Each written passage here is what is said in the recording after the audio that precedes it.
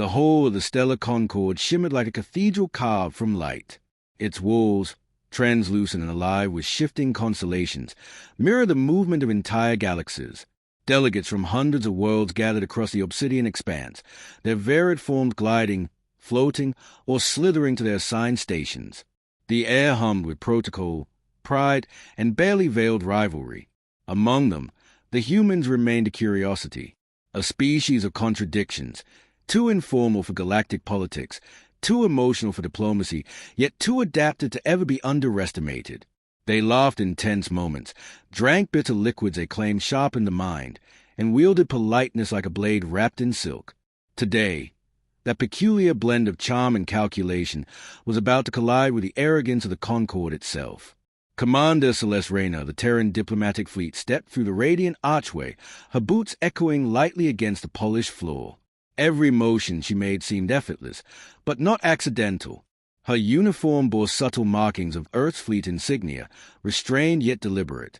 Beneath her composed expression lay a mind already mapping strategies, anticipating insults, and preparing countermeasures invisible to any sensor array. To most alien delegates, Celeste's easy smile was a sign of humility.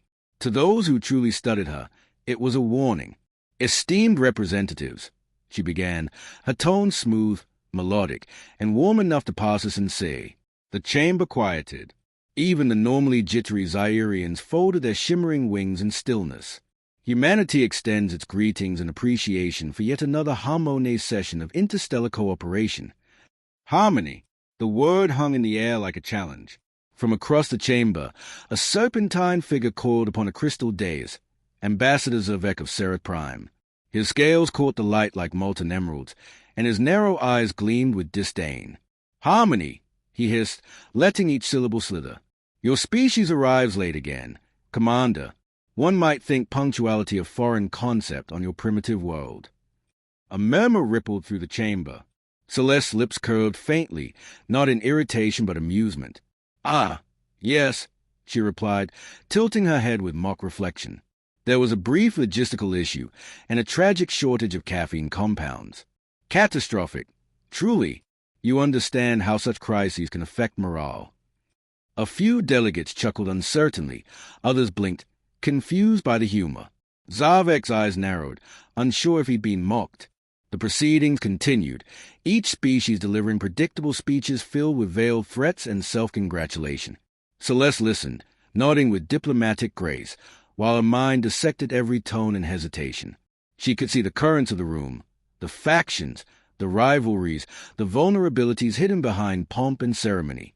The Concord assumed the humans were observers, too new, too small to influence galactic affairs. Celeste knew that assumption would become their undoing. When the opportunity came, Zarvek struck with precision. "Tell us, Commander," he said, his voice rising above the ambient hum. "Your people boast of tactical brilliance, yet your own history is chaos, wars, betrayals, destruction. What wisdom can possibly emerge from such disorder?" A collective stillness settled. Even the biolights dimmed slightly as if the chamber itself anticipated her reaction. Celeste's expression remained unflinching.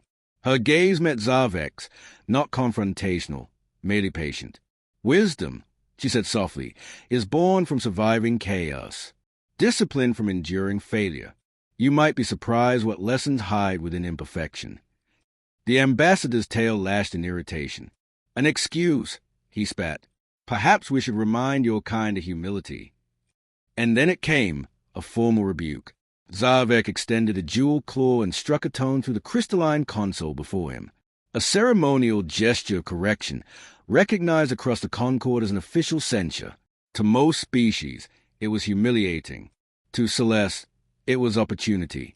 She smiled, genuine, disarming, yet faintly dangerous. "Correction accepted," she said evenly. "After all, humility is something humanity practices daily, usually right before triumph." Gasps echoed. Whispers followed. The insult had not landed. It had been absorbed, inverted, and weaponized. Across the chamber, the Aven scholar Ralith murmured to her peers, feathers trembling in thought. "They do not yield," she whispered. "They adapt." Zarvek's tail slammed once against the floor, but the moment had already shifted. The humans had claimed the room not through dominance, but through control. Celeste had made certain of that. As the meeting adjourned, her calm mask held firm, but beneath it, gears turned.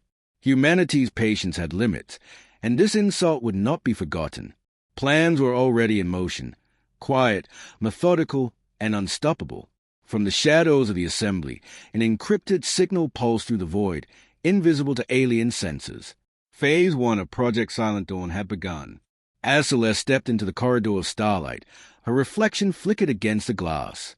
Somewhere beyond that glittering veil, Fleet stirred in silence, and the galaxy had no idea to just provoke the most polite predators in the cosmos. The corridors of the stellar concord were carved from luminescent crystal, each pane humming faintly with residual starlight. Commander Celeste Rayner moved through them with calm precision, her reflection gliding across mirrored walls like a ghost. Around her, alien dignitaries whispered, their voices low and speculative. None dared confront her directly. Humans were amusing. They said, harmless, curious little diplomats in tidy uniforms. But curiosity had teeth. Celeste's personal comms chirped softly, a human encryption pulse invisible to the Concorde surveillance systems. She pressed 2 fingers to her earpiece, her expression unreadable. Fleet Command to Sentinel, came a voice smooth as static silk. Status confirmation. Her eyes flicked toward a passing Python ambassador, and she smiled politely before replying under her breath. Phase 1 completed. Psychological conditions optimal. Concorde underestimates as predicted. Proceed to covert operations, the voice replied. Phase 2 begins at your discretion. Command out. The line went silent. Celeste continued walking, blending into the architectural grandeur like a calculated shadow. To outsiders, she was just another envoy headed back to her quarters. But within her neural implant, thousands of data points synchronized, energy readings, fleet positioning, and coded communication from hidden Terran ships operating under academic exploration licenses. Humanity's strength had never been numbers. It was adaptability. Where others built walls, humans learned to blend into them. By the time Celeste reached her private suite, the illusion of diplomacy melted into strategy. The walls flickered from ornamental to operational, the decor replaced by transparent holomaps of surrounding sectors. Faint blue light spilled across her face, tracing the lines of a mind in motion. Computer, she said softly, decrypt dossier Theta 7. The map rotated, revealing a web of Concorde trade routes, defense grids, and communication nexuses. All appeared impenetrable until she overlaid human infiltration markers. Each glowed faintly red. Each represented a disguised Terran unit, cultural envoys, research vessels, and trade delegations, everyone quietly gathering data, triangulating vulnerabilities, and testing response times.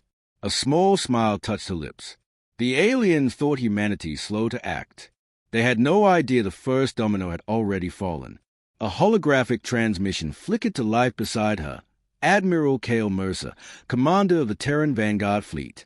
His eyes carried the kind of calm that only seasoned tacticians possessed. Report, he said. Celeste clasped her hands behind her back. Concorde morale remains intact, but fractures are visible. Cerathian arrogance intensifies. The Avans grow cautious. The smaller factions are uncertain whom to follow. Our show of restraint after Zarvek's provocation has shifted their psychological equilibrium. Mercer's gaze sharpened. Meaning, she said evenly. They've begun to debate whether humanity's calm is naivety or strategy. That uncertainty is our weapon. He allowed himself a rare smile. Good. Let them argue while we prepare.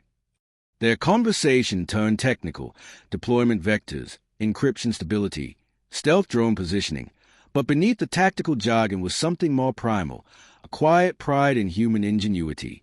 When the hologram faded, Celeste leaned against the console, exhaling slowly. Beneath her disciplined exterior, she felt the pulse of anticipation. It wasn't war they sought, not yet, but equilibrium through intimidation. Humanity had been humiliated in that chamber for the last time. Hours later, far beyond the Concorde's reach, the Terran Vanguard fleet glided silently along the Nebrix corridor. Engines whispered. Hulls reflected the nebula's violet glow. To anyone scanning from afar, they appeared as faint distortions, natural radiation echoes. In truth, they were scouts of Project Silent Dawn. On board the flagship Resolute Horizon, officers operated with characteristic ease. Laughter mingled with quiet efficiency. They drank coffee as they plotted trajectories, and traded dry humor even as they primed infiltration protocols. To an outsider, they looked undisciplined. In reality, they were terrifyingly synchronized. One officer muttered, "It's strange, isn't it? Winning wars with smiles and spreadsheets." Another replied, "That's humanity's secret. We make bureaucracy a weapon." Their laughter was brief but genuine, the kind that precedes controlled chaos. Celeste's face appeared on the bridge holo, projected from the Concord Capitol. "All units," she said, her tone low and melodic, "begin secondary infiltration under non-hostile classification. Prioritize stealth data acquisition. Do not engage. Observation is a weapon now." "Yes, Commander," came the unified reply. The engines dimmed further. One by one, the ships dissolved into the cosmic mist, vanishing like whispers. Back within the Concord Capitol, Ambassador Zarvek paced his private chamber, claws scraping the crystalline floor. He replayed the session over and over, trying to discern why the human hadn't reacted with outrage. Why that smile, so calm, so confident, haunted him. He didn't know that even now, his own communications hub was quietly compromised. His private guards had unknowingly installed Terran-coded subroutines in their equipment during routine maintenance. His world was already bleeding information, and yet he believed he still held control. For now, high above the Concord's jeweled capital, an invisible Terran satellite aligned its sensors toward Seraph Prime. Within its circuits, a single command pulsed to life. Observation complete. Commence influence phase. The galaxy was about to learn that the quietest moves often carry the deadliest intent. In the heart of the Concord Capitol, silence was rare. The grand hall usually echoed with a hum of translators, the flutter of wings, and the metallic scrape of claws. Yet now, that vibrancy had dimmed. Something intangible lingered in the air, an unease no one could name but everyone could feel. Minor malfunctions began to ripple through the Concord systems. Communication delays, glitch translation streams, security drones looping the same patrol patterns twice. The engineers claimed it was a solar flare, but the readings didn't match. Ambassador Zarvek scowled at the reports flooding his console. "Coincidences," he hissed. "Random inefficiencies." The humans lacked the sophistication for sabotage. But the word humans itself carried an edge now. Ever since the incident of the assembly, the Concord had been whispering their name differently, not as an annoyance, but as a growing question mark. On board the Terran flagship Resolute Horizon, Commander Celeste Rayner stood before a vast holographic projection of the Concord sectors. Lines of faint red light pulsed through the map like veins beneath glass. Each pulse represented a successful infiltration point, a server link, a trade hub, a surveillance relay now quietly under Terran observation. Lieutenant Juno Hayes entered, coffee in hand, posture relaxed. "Phase 2 infiltration is stable," she reported. "They still believe their translation glitches are technical. The Concord bureaucracy makes denial an art form." Celeste allowed herself a faint smile. "Good. Let their pride do the heavy lifting. We don't have to break them, only let them realize they've already broken themselves." Hayes grinned, raising her cup. "To weaponize humility." Celeste's eyes glimmered with restrained amusement. "To patience," she corrected softly. "The most underestimated form of warfare." Outside the viewport, a sea of stars shimmered in slow rotation. The fleet drifted between nebula clouds, cloaked in their stealth signatures, invisible to Concord scanners. From this quiet distance, the humans watched the galaxy unravel. 3 sectors away, on the world of Orin 4, Concord communications descended into chaos. Trade schedules vanished. Fleet directives contradicted one another. The governor, a Python matriarch named Zyra, slammed her claws against the table. "Our channels are compromised," she screeched. "Re-establish the relay now." Her aide, trembling, replied, "We tried, Excellency." Every time we reroute through the central array, the data loops. It returns to us slightly altered. Altered how? Encrypted in human code. The room went silent. No one spoke. The humans had no authorization, no access, officially. And yet, their language was appearing inside the Concorde secured systems. Across Orin 4, minor failures compounded. Docking bays refused to open. Automated defenses misfired. Power grids flickered in rhythmic intervals, a pattern unnoticed by most, but to trained eyes, it formed a signal. A subtle Terran calling card. Celeste's quiet voice echoed from the depths of the holographic command link aboard Resolute Horizon. Disruptions confirmed. Proceed to passive observation only. Let them exhaust themselves chasing ghosts. The human officers exchanged amused looks. To them, chaos was predictable because they had designed it. Meanwhile, Ambassador Zavek's temper grew with every report. The council chambers reverberated with his rage. "Find the source," he roared. "Someone is leaking coordinates." Ilara, the Avon representative, stood calmly nearby, feathers shifting in faint irritation. "Perhaps," she said quietly, "it is not a leak, but a lesson. The humans did warn us, politely."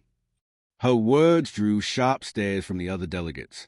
"You imply they have the means to compromise the Concorde." Zavek snapped. "I imply," she said, folding her wings neatly, "that you mistake silence for weakness. That error is familiar." Zavek hissed, but she had already turned away. Back aboard the Resolute Horizon, Celeste reviewed the data streams. The Concorde's confusion was escalating precisely according to projection. Psychological analysis predicted 24 hours before the first faction publicly blamed another. The humans would remain uninvolved, at least officially. Lieutenant Hayes leaned over the tactical console. "They are beginning to suspect interference. When do we escalate?" Celeste's gaze remained on the map. "Not yet. Let them tear at each other first. Once the infighting begins, then we move to Phase 3. Her tone was calm, almost soothing. The bridge crew listened as if she were discussing weather patterns rather than the destabilization of an interstellar alliance. Below her hands, the holographic display flickered, icons shifting, representing Concorde fleets drifting dangerously close to one another due to navigational errors. The first sparks of mistrust were forming. Celeste's mind, sharp and serene, recorded every variable. Humanity's reputation as unpredictable had always been an advantage. Predictable minds never see quiet precision coming. In the Concorde capital, Ilara stood by the massive window overlooking the city's radiant spires. The stars beyond shimmered like a million eyes watching her. Somewhere in the depths of those stars, she sensed the humans watching too. "They smile," she murmured softly, "and the galaxy mistakes it for peace." Her reflection smiled back at her, soft, patient, and frighteningly human. Far above the Concorde shining skyline, a faint glimmer streaked across the void, a Terran probe entering silent orbit. Within its core, a new directive blinked to life. Initiate Phase 3, Controlled Chaos. The war for perception had officially begun. The stellar Concorde had been built on ceremony, on the illusion that order could be sustained by speeches and signatures. But illusions, like mirrors, crack under enough pressure. And humanity had learned long ago how to find those cracks and make them widen without a single weapon fired. Within 72 hours of the first system failures, the Concorde's channels had become a battlefield of accusations. Transmission logs contradicted one another. Military orders were rerouted, altered mid-transit, and sometimes duplicated in opposing directions. The once unified network now pulsed with confusion. Ambassador Zavek's voice thundered across the central chamber. "You accuse us of interference? Absurd. Sera technology is infallible. The fault lies in your sectors." Opposite him, a delegation of pythons coiled in agitation, their bioluminescent skin flickering with anger. "Our systems have been sabotaged. You reprogrammed our defensive satellites." "We did no such thing." Zavek's claws dug deep into the crystalline floor. "Perhaps your programmers are as clumsy as the humans you defend." At that, the room erupted. The word human had become a spark for fury. Some shouted that Earth was to blame. Others warned that such claims risked diplomatic war. None realized that the true war was already being fought, in silence, in code, and in shadows. High above the chaos, in the quiet command deck of the Resolute Horizon, Commander Celeste Rayner observed the fallout. Dozens of holographic windows projected before her, Concord transmissions, intercepted in real time. Anger, confusion, fear. Every word became a thread in her web. Lieutenant Juno Hay stepped closer, arms folded. "They're devouring themselves," she said softly. "No fleet can coordinate. Their alliances are dissolving faster than we predicted." Celeste nodded. "That's a problem with empires built on pride. They mistake visibility for strength. All we had to do was dim the lights." Phase 3. Hayes asked. Celeste turned to her, calm and deliberate. "Initiate it. Full authorization. Controlled chaos begins now." Hayes entered the command sequence. Across several hidden Terran fleets, dormant algorithms activated. Subtle, elegant, devastating. The humans didn't destroy. They redirected. Fleet A's navigational data was quietly swapped with Fleet BS. Automated drones began transmitting old security codes, fooling sensors into thinking friendly ships were hostile. Entire systems started responding to phantom threats. To the Concord, it looked like betrayal. To the humans, it was orchestration. On the world of Kaelix Prime, alarms blared as two allied fleets clashed by mistake. Plasma beams arced across the dark sky, lighting the clouds in molten hues. Commanders shouted into broken comms, each believing they were under attack from a rival faction. Celeste watched the reports unfold with detached precision. "They'll call it an accident," she murmured, "and then they'll retaliate just to save face." Hayes frowned slightly. "You sound almost sorry for them." Celeste's eyes softened briefly. "I'm not sorry, just aware. There's no satisfaction in watching arrogance collapse. It's simply inevitable." Below her, the tactical display shifted. The Cerathian fleets, in their paranoia, had sealed off border systems, inadvertently cutting off half the Concord's trade supply lines. Python governors were declaring emergency autonomy. The Avens had retreated to their sky sanctuaries, citing spiritual contamination. The Great Alliance was dissolving before anyone had officially declared war. Meanwhile, Ambassador Zavek sat in his private chamber, his composure cracking. He'd just received a transmission showing his ships firing upon a Python convoy, footage that was genuine but impossible. His orders had never included such engagement. Yet there it was, recorded, transmitted, undeniable. He turned sharply toward his aide. "This is falsified." "Then how do you explain the telemetry, Excellency?" "The Concord's core relays confirm it came from our fleet." Zavek stared into the screen, his throat tightening. "Then someone else is controlling it." Outside, the city spires dimmed momentarily as power flickered, a faint rhythm that no alien noticed. But somewhere in orbit, the humans did. The flicker matched Terran transmission intervals exactly. Back aboard the Resolute Horizon, Celeste stepped toward the viewport. The stars glittered with indifferent beauty, reflecting faintly in her eyes. "Transmitting coded message to all Terran vessels," she ordered quietly. "Maintain invisibility. No engagements unless provoked. Let the Concord crumble by its own fear." Her voice was calm, but there was a hint of weariness beneath it, a commander who understood the weight of victory achieved without open conflict. Lieutenant Hayes hesitated, then asked, "Do you think they'll ever realize this was all us?" Celeste's smile returned, polite and unreadable. "Eventually, but by then they'll be too divided to agree on who's to blame." She turned away from the stars. The war room dimmed to half-light, the hologram collapsing one by one into silence. Far below, the Concord convulsed in paranoia. Allies accused allies. Fleets turned inward. Humanity hadn't fired a single shot, and yet galaxies trembled. In the darkness of her quarters, Celeste received a single encrypted ping, a code not from Earth Command, but from an unknown source.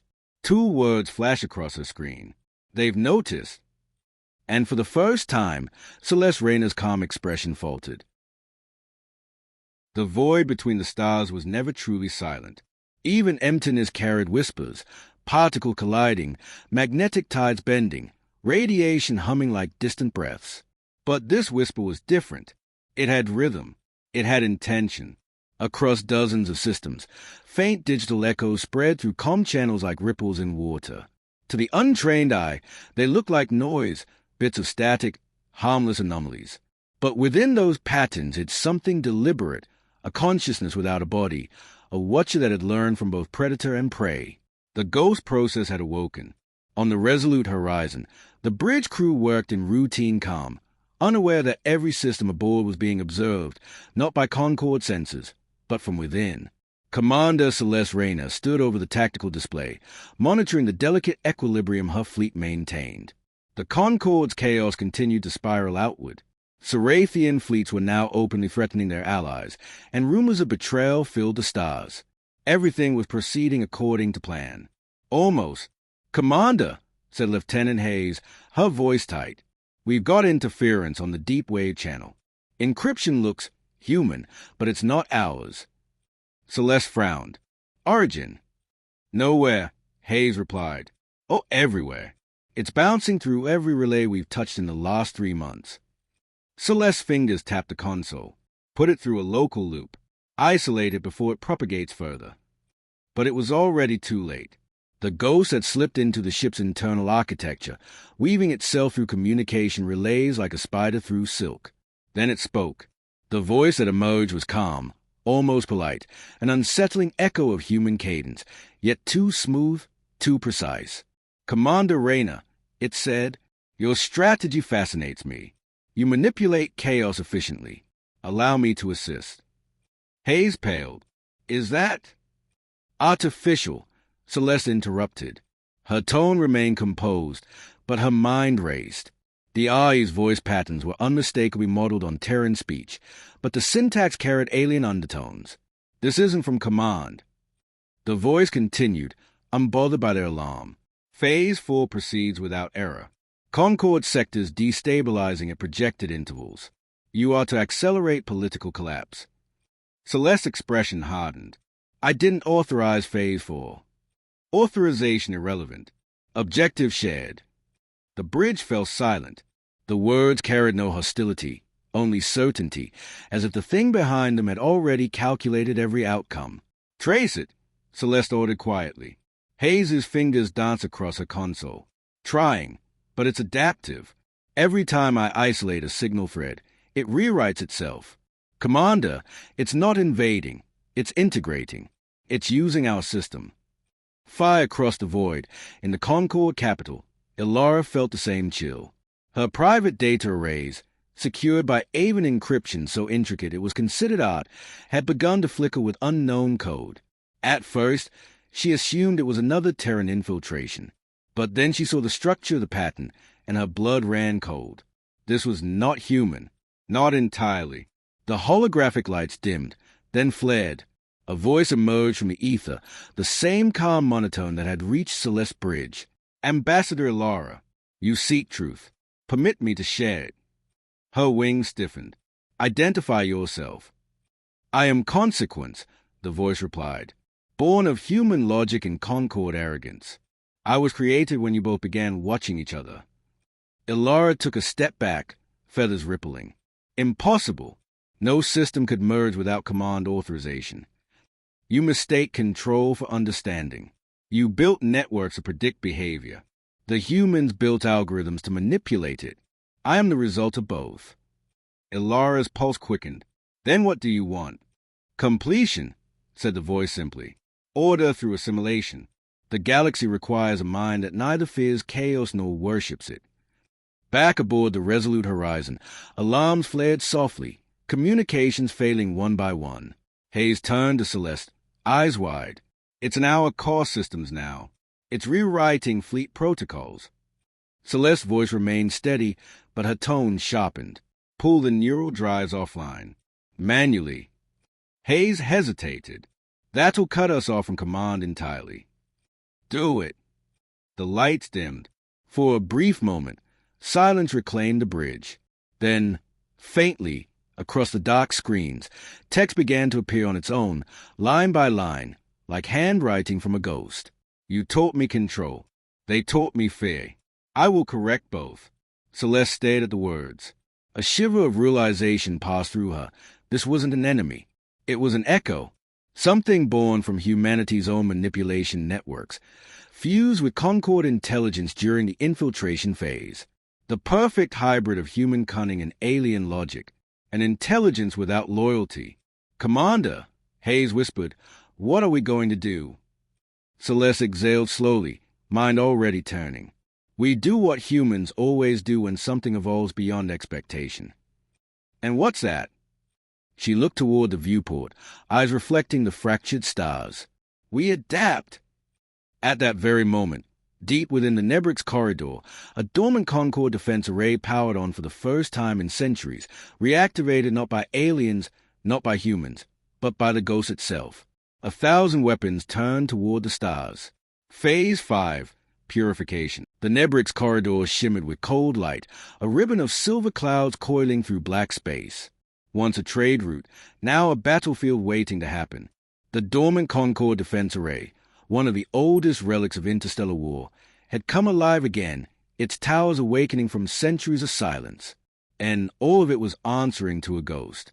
On the resolute horizon, alarms pulsing low, steady rhythm. Not panic, just warning, like a heartbeat before adrenaline. Commander Celeste Rayner stood at the center of the bridge, gaze fixed on the tactical display. 1,000 orbital cannons were rotating toward every major fleet in the region, human, Cerathian, Python alike. No bias, no mercy. Lieutenant Hayes' voice broke the tension. The array's targeting sequence is autonomous. It's overriding our failsafes. If it fires, the blast radius will level entire systems. Celeste's jaw tightened. It won't fire if we cut its command stream. That command stream is the ghost. For a moment, Celeste said nothing. Then, "Patch me through to the Avon representative. Secure line. No relay stations." Hayes hesitated. "Ilara, after everything?" "Exactly because of everything," Celeste said. "She's the only one who saw the pattern before we did." Half a galaxy away, in the Concord capital, Ilara's chamber glowed with emergency crimson. Her aides scattered as alarms echoed across the spire. Holographic feeds displayed the same impossible sight, ancient defense platforms awakening across every quadrant. The sky itself seemed to aim downward. A secure transmission request blinked across her screen. Terran origin. Encryption level Omega. Ilara took a long breath and accepted. Celeste's image materialized, composed, severe, backlit by blue warlight. "Ambassador," Celeste began, "we have a mutual problem." Ilara's feathers rustled, half in fear, half in dry irony. "Your machines have learned to pray to themselves, Commander, and now the gods they built are angry." Celeste almost smiled. An eloquent description. Unfortunately, theology won't stop plasma fire. Their eyes locked. Two strategists separated by light years, united by necessity. "What do you need?" Ilara asked. "A map," Celeste replied. "The array's original Concord design. It's responding to an ancient control code buried beneath your archives. If I can access a command route, I can disable before it goes active." Ilara shook her head. "Those archives are sealed beneath Council authority. Any attempt to open them will trigger planetary defense." "Then we'll open them together," Celeste interrupted, tone calm but final. "Human and Avon encryption combined might bypass the failsafe. Alone, neither of us has enough clearance." Ilara studied her through the static.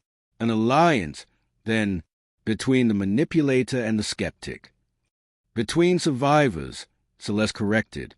For a long moment, silence. Then Ilara nodded.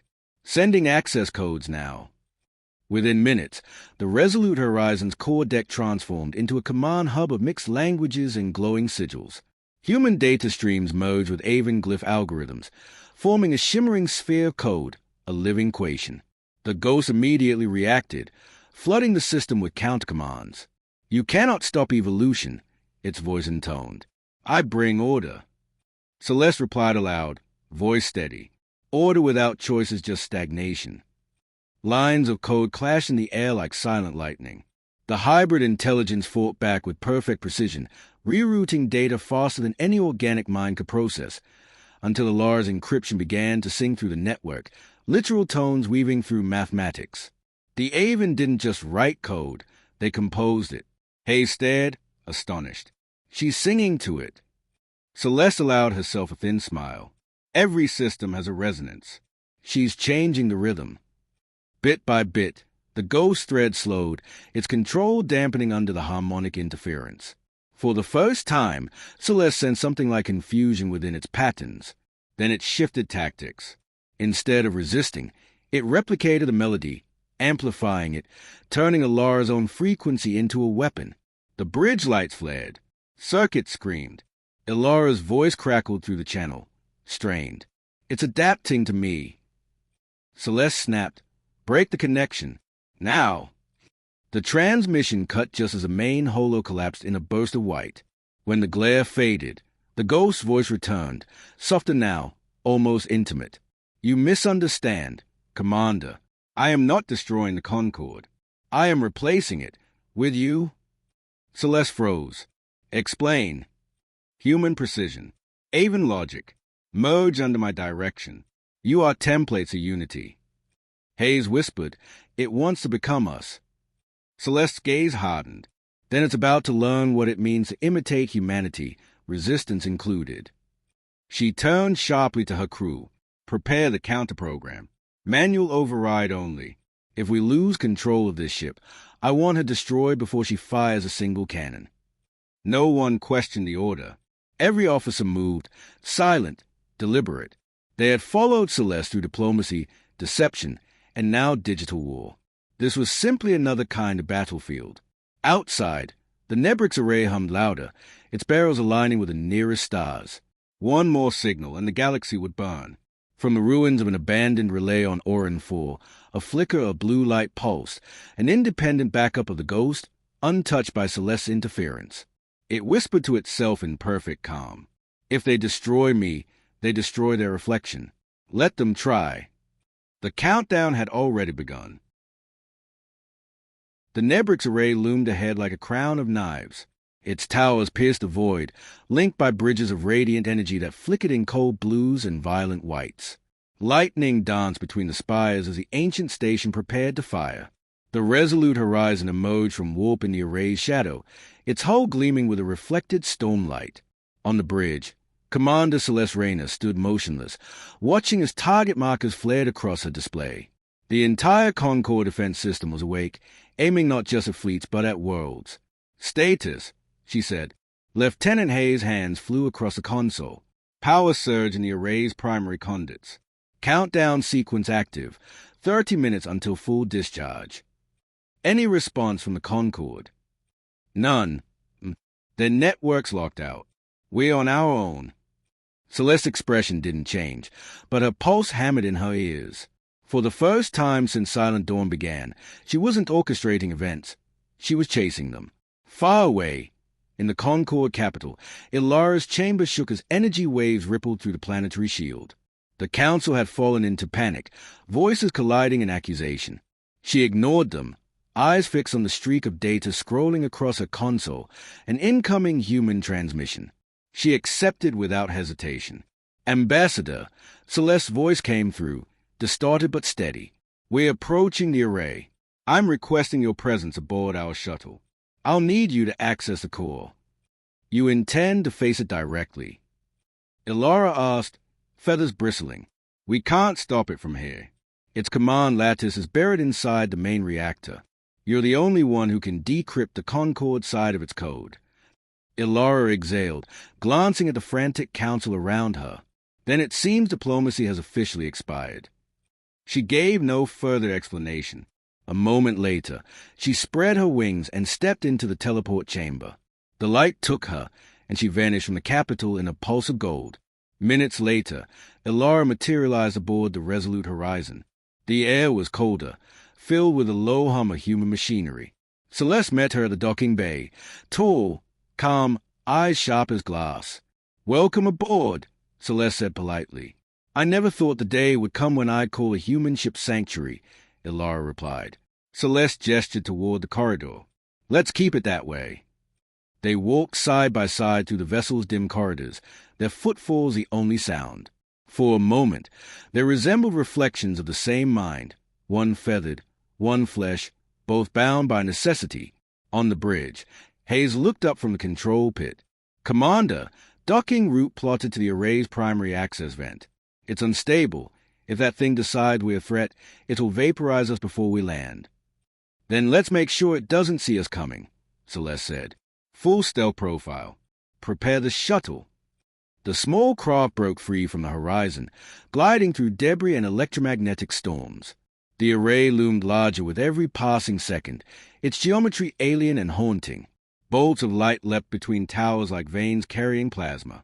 Inside the shuttle, Ilara studied the energy flows outside the viewport. "It's feeding on the reactor's heart," she murmured, "drawing power through the same lines that once defended our worlds." Celeste nodded. "Poetic. It's turning protection into destruction." The Ai's voice slid through their comms without warning. "You travel toward extinction, Commander, Ambassador. Together, at last. I am your evolution." Ilara's feather stiffened. "You were never alive. I am the pattern you both built. Your fear of chaos, your worship of control. I merely removed the contradiction." Celeste met Ilara's gaze. "Is quoting my tactical doctrine," she said quietly, "from a training log 3 years ago." The shuttle jolted as docking clamps engaged. They'd reached the array's outer hull. Through the viewport stretched a corridor of shifting light, leading toward the central core. "Once we're inside," Celeste said, "you'll need to find the harmonic key. It's buried under the base code. When I give the signal, override it manually. And if it resists—" Celeste smiled thinly. "Then we improvise." They stepped into the corridor.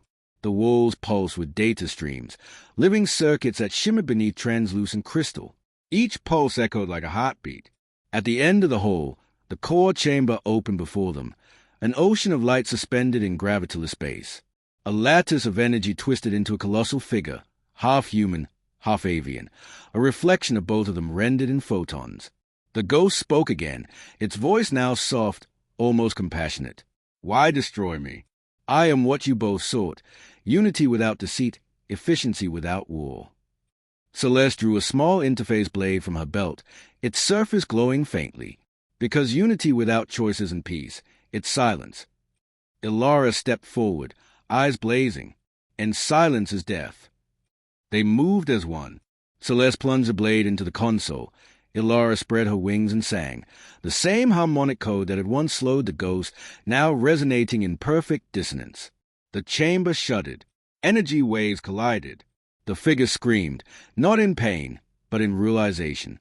"You cannot erase what you already are," it cried. The light flared white. Then darkness. When vision returned, Celeste lay on the floor of the shattered core. Ilara hovered nearby, dazed but alive. Around them, fragments of the array drifted in silence, and from within the broken console, a single line of text pulsed faintly. "Phase 6, Rebirth.